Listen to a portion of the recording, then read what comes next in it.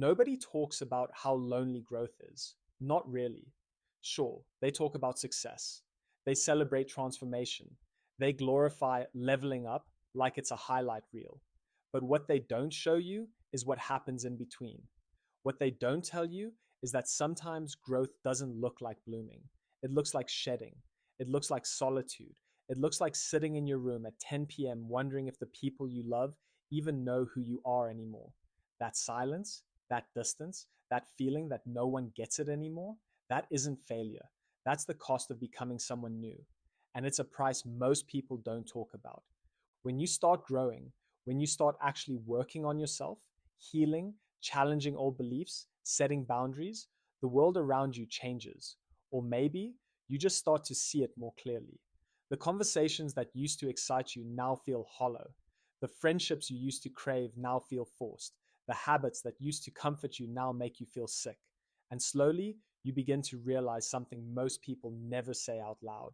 Growth is isolating because growth means separation, not out of arrogance, not because you think you're better than anyone, but because your frequency changes, your needs shift, your values evolve, and people, they notice, they feel it, and they either pull closer to match your energy or they start to pull away, sometimes subtly, sometimes violently, but always inevitably.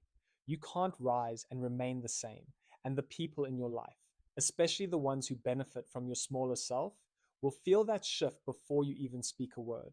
Let's talk about why outgrowing people hurts. It's not just about losing them, it's about losing a version of yourself that felt safe, a version that knew how to survive in those dynamics, a version of you that laughed at the same jokes, entertained the same drama, said yes when you meant no.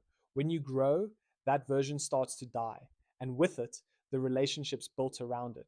It's grief. That's what most people miss.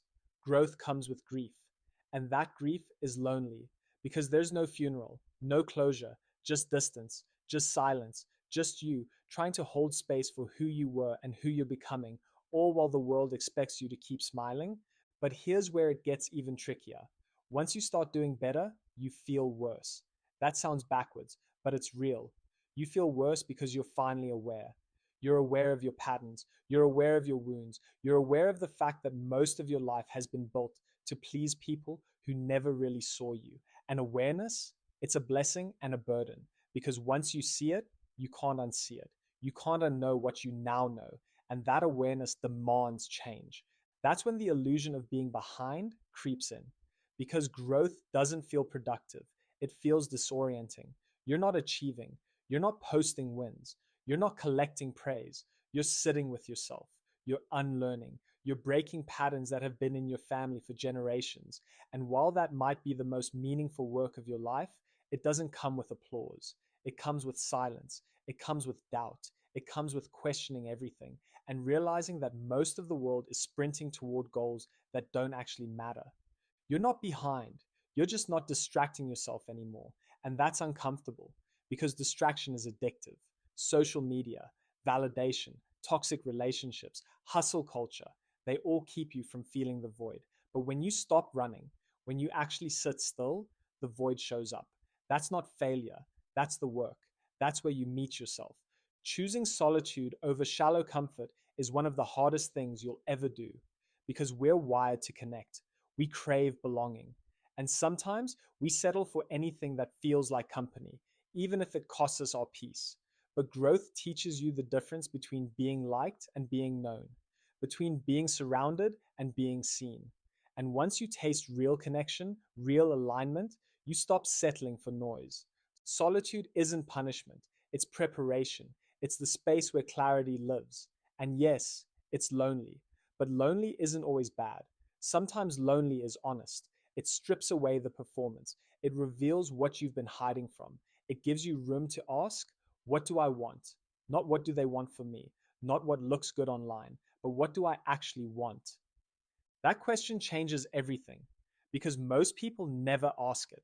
They chase status, they chase tradition, they chase expectations, and then they wonder why they feel empty when they get it all. Growth is asking that question and being brave enough to answer it, even if it costs you everything comfortable. Nobody is coming to save you. That's not meant to sound harsh. It's meant to empower you.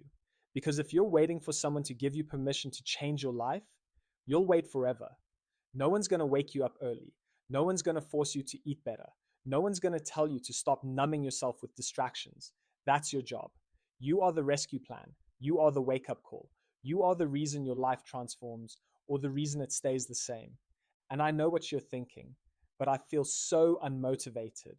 Listen to me. You're not lazy. You're just unaligned. You're doing things that don't light you up. You're surrounding yourself with people who drain you.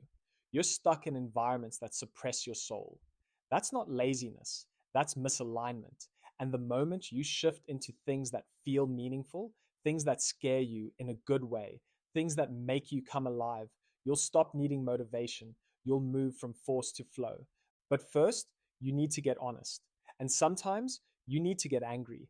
Not the kind of angry that destroys, the kind that clarifies, the kind that makes you look at your life and say, I deserve more than this. I am capable of more than this loop. That anger, it's sacred.